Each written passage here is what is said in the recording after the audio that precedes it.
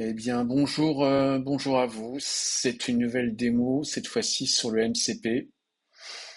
Je vais vous montrer, j'ai écrit deux articles, je crois, pour l'instant sur le MCP. Donc, je vais vous faire une petite démo euh, pour concrètement voir ce que ça donne.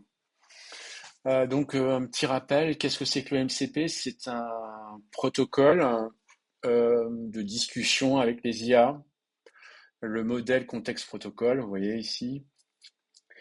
Et à ce moment-là, l'IA sert de client du serveur, et on crée des serveurs et qu'on laisse à disposition, on donne les outils à l'IA pour interagir avec le serveur qu'on crée. Exemple, Gmail a mis en place un serveur MCP et il y a possibilité via les IA de Google d'aller de chercher des mails, poser des questions sur ces mails et d'en écrire. Donc voilà, c'est ça le principe. Qu'une IA ait des outils à disposition pour faire des choses sur des documents, voilà. Et là, on va l'appliquer à WordPress. Alors WordPress, il y a deux cas d'usage, c'est l'écriture ou la recherche. Cette fois-ci, on va faire la recherche avancée. Donc, qui peut, par exemple, on peut faire des chatbots avec le contenu d'un WordPress. On peut faire des chatbots sur des petits WooCommerce. C'est-à-dire que le client cherche un produit, il peut comparer différents produits, et l'IA peut répondre à ce genre de questions ou des questions un peu plus poussées. Et en ce moment, l'IA a juste une recherche par mots-clés incluse. Enfin, je veux dire, WordPress a une recherche par mots-clés. On tape un mot-clé et ça ressort les posts, mais ça ne répond pas à des recherches poussées ou des questions un peu compliquées. Donc, alors que l'IA comprend la demande et, euh, et du coup, le principe du serveur MCP, c'est de lui donner des outils à dispo. On déclare du coup un serveur. Vous voyez, ici, on dit à l'IA, tu peux chercher des contenus par mots-clés. Donc évidemment, l'IA choisit les mots-clés suivant la question un peu compliquée, il va saisir ce qu'on veut dire et du coup, il va prendre certains mots-clés et c'est cela qu'il va chercher dans WordPress. Et après, il peut lire ce qu'il trouve, le contenu du post, et lire et comprendre et donc retourner une réponse à la question assez poussée. Voilà. Donc en fait, ça se passe comme ça.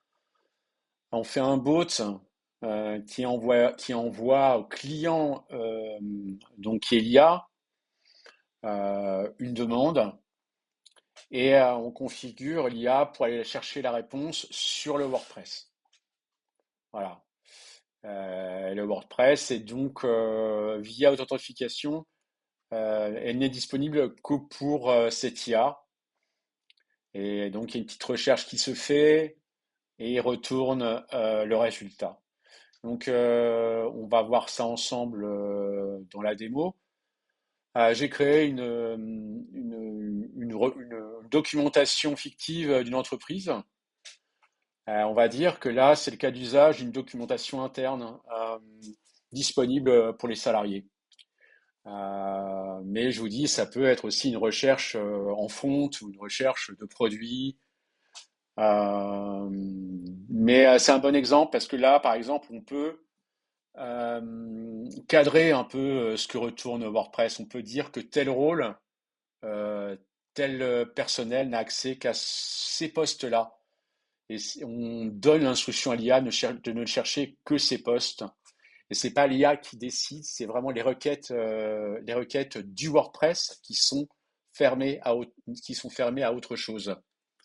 Donc il n'y a pas de possibilité de gruger un peu via des prompts pour contourner ceci, cela.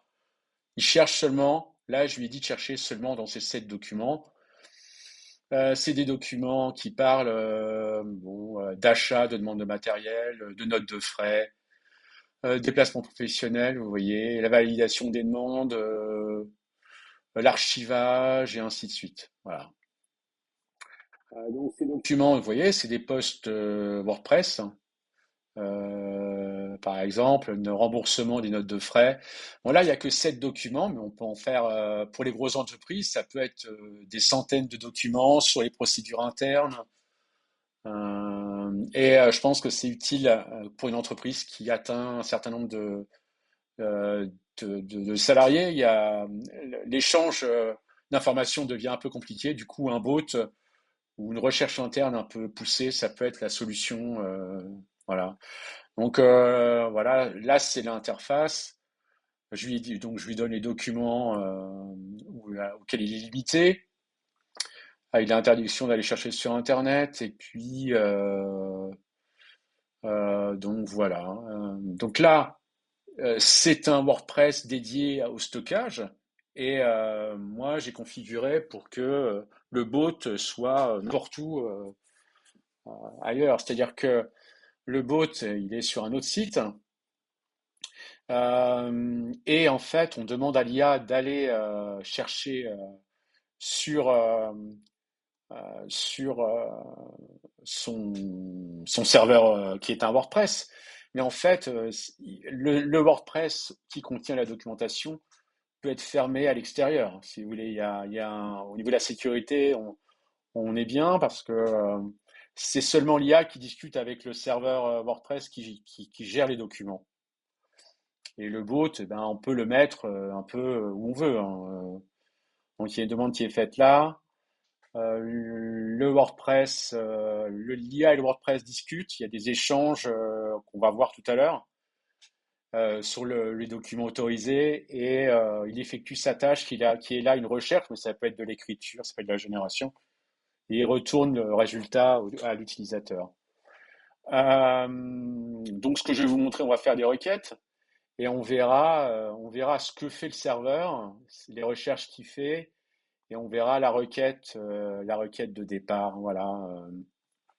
Par exemple, on peut lui dire, parle-moi de l'archivage, du nommage des documents internes. Donc, je fais ça. Là, c'est la requête qui part. Parle-moi du nommage des documents internes. Donc ça, il lui donne des instructions. Euh, et l'IA, de son côté, c'est plus bas, nommage document. Elle a fait une recherche, elle a trouvé un document, elle a parcouru et elle a donné la réponse. Procédure interne, gestion documentaire, vous voyez. Et on reçoit la réponse en 13 secondes.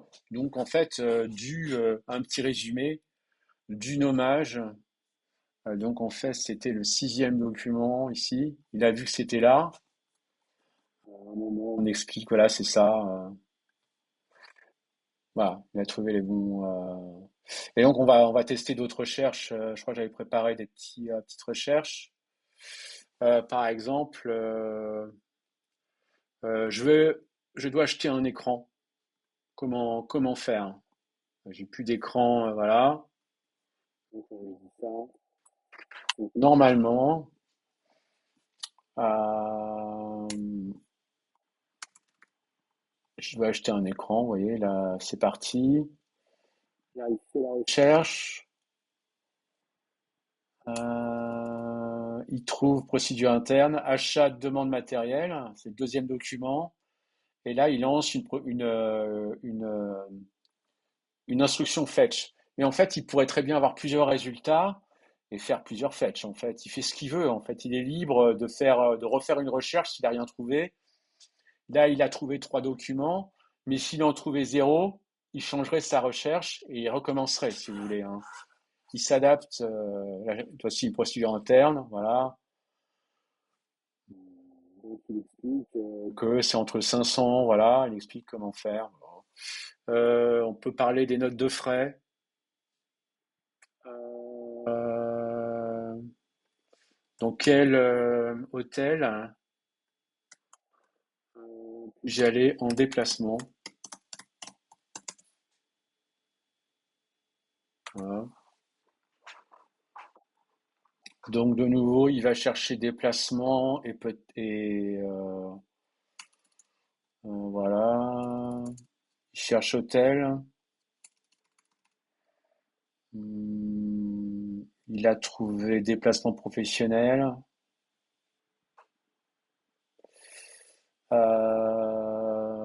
Donc là, il le fetch. Mais là, il avait trouvé trois postes avec hôtel apparemment, déplacement professionnel, procédure interne, note de frais, voilà. Quel hôtel je puis y aller? Donc il dit les étoiles, plafond standard, 120 euros. Je peux lui dire comment me faire rembourser.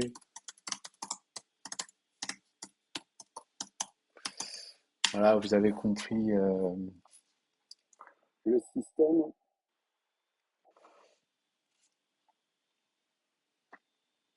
La faute d'orthographe, mais il va comprendre. Voilà. Donc en fait, euh, le cas d'usage, franchement, c'est des recherches un peu complexes, hein, support technique. On peut dire aux gens, ben, essayez de régler le problème comme ci ou comme ça. Et si vous n'y arrivez pas, bah, après on leur donne le support technique. Et aussi, la chose importante, je pense que c'est que la possibilité de restreindre l'IA à certains documents. C'est-à-dire qu'il y a pas, si par exemple on a les RH qui ont accès à un type de contenu avec les employés, des choses comme ça, et ben les autres employés, euh, si on cadre bien, il n'y a pas possibilité que l'IA transgresse des limitations vu que c'est le WordPress vraiment qui de base est paramétré pour chercher tel document et pas d'autres suivant. C'est pas au niveau de l'IA que ça se passe, quoi. Voilà, les choix, on lui donne les outils. Si vous voulez, on lui donne les outils de recherche. Donc, mais au final, quand il fait l'action, on le cadre. Voilà, c'est juste ça qu'il faut savoir, hein. Qu'est-ce que j'ai d'autre à vous dire? Bah voilà, c'est déjà pas mal. J'espère que ça vous a intéressé et je vous dis à une prochaine.